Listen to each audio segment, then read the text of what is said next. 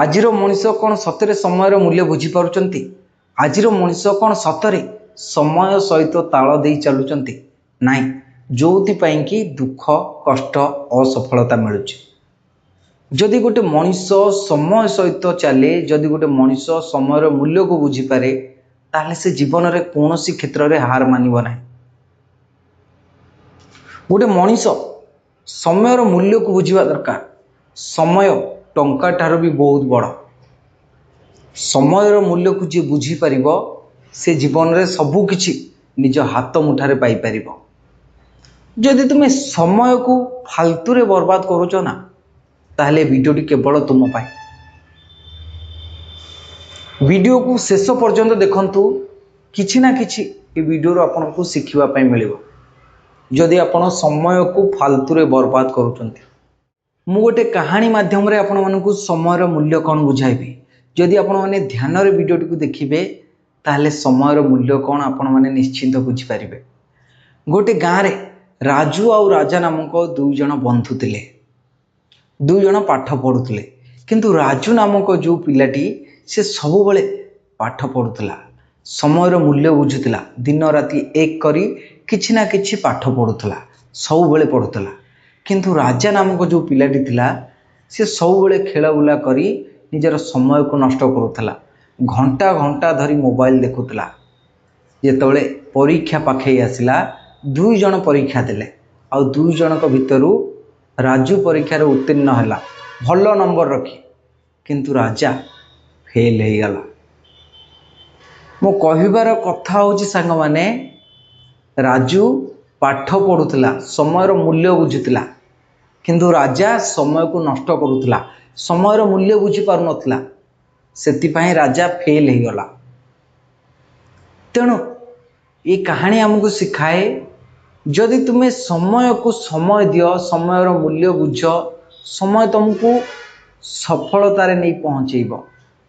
जीवन में तुम्हें सबू किछि पाई परिबो। हरैथिबा जिंस को पुणी थरे पाई परिबो, भांगी जाइथिबा जिंस को पुणी थरे गढ़ी दे परिबो, किंतु नष्ट करिथिबा मूल्यवान समय को तुम्हें केबे हेले फेरे आनी परिबो नाही।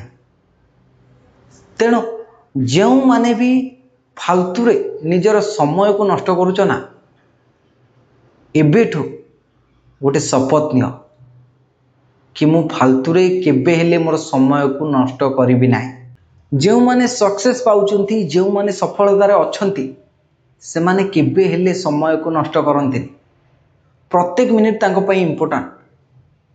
प्रत्येक मिनिट प्रत्येक सेकेंड को से माने भाबी चिंती खर्च करंती, भाबी चिंती व्यवहार करंती।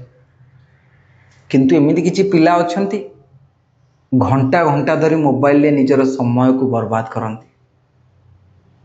पढ़िबा बहाना रे मोबाइल देखंती, किछि गोटे काम करिया बहाना रे मोबाइल देखंती कि मु काली करि देबी से काम।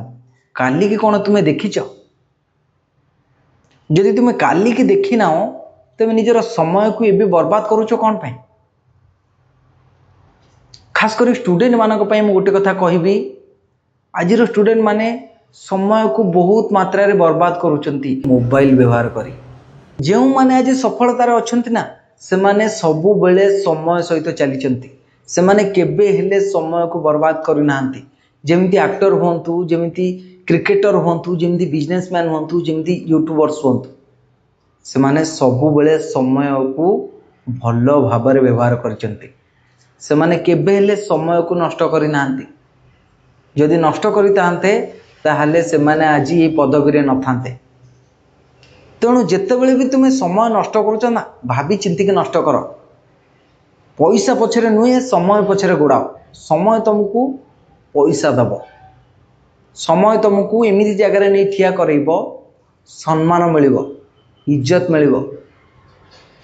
टंका पछरे गले तुम्हें केबे हेले सक्सेस ही पारिबो नाही। यदि सक्सेस होबाकू चाहुचो, समय को सठिक भाव में व्यवहार कर, समय मूल्य बुझ।